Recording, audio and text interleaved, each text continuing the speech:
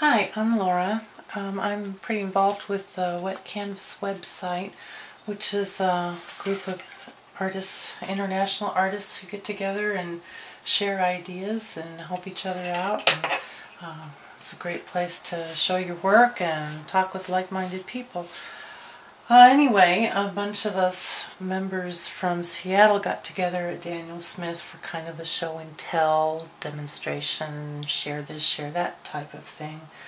And I brought my color swatch book, which people were interested in. And what I've done is I've taken the tube colors that I have, and I'm left-handed, so it's upside down. I've made a color chart of the different mixes. So I have my tube blues, my tube reds, and all the different mixes. So ultramarine would say rose madder is this color with permanent rose, is this color with mauve, is this color with natural red, is that color. And I have pages and pages and pages and pages of the stuff. So everybody thinks, wow, this is a really great idea. You learn a lot about the paint, you learn a lot about color, and you have a reference, obviously, for later. But you're nuts. You're absolutely crazy. I'm not going to draw all these little squares. I'm not going to sit there with my ruler and my pencil and make sure everything is lined up. It's just too much work. So when you come up with a template, let us know, and we'll start with our color studies. I've been running around town trying to find something that will work to cut a template, and I found this stuff. It's by Dritz Quilting, which is a US company, and you can get it at any fabric store or quilting shop or craft store like Joann's or Michael's. Now those of you in Canada or the UK, etc., will have to find your own craft store, but it's very inexpensive and easy to cut. The one that I've gotten is actually has a grid on it already. Let me see if I can get a good shot of that. There you go. And what I've done is I've taken a Rapidograph pen, or a Micron pen, that is a permanent marker.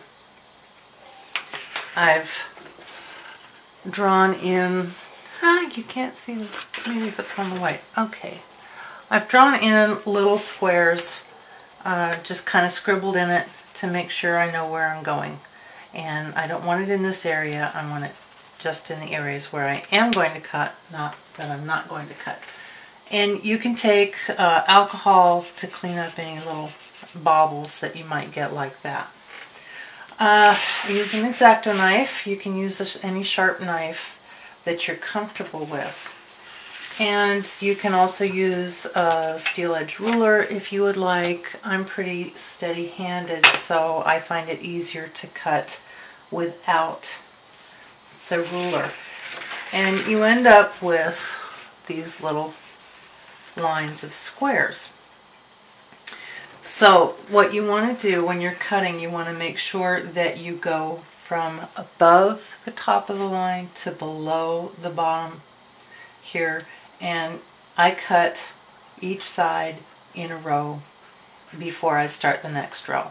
There are a couple of reasons for this. Even though it's a permanent marker, it will come off on your hands and your clothes and whatever, and it's kind of messy. You also want to give your hand a break, because cutting in through the plastic, even though it's easy to cut, can get wearing. So just mixing up the kind of things that you're doing with your hands can help a lot. So I'm going to go ahead and cut down through this row, just in one direction on each side.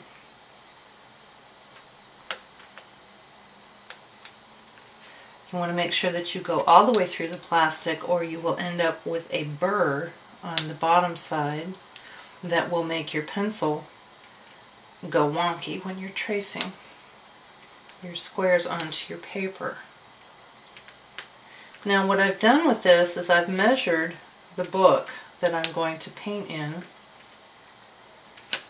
widthwise and lengthwise. So I only cut enough squares for what I'll need.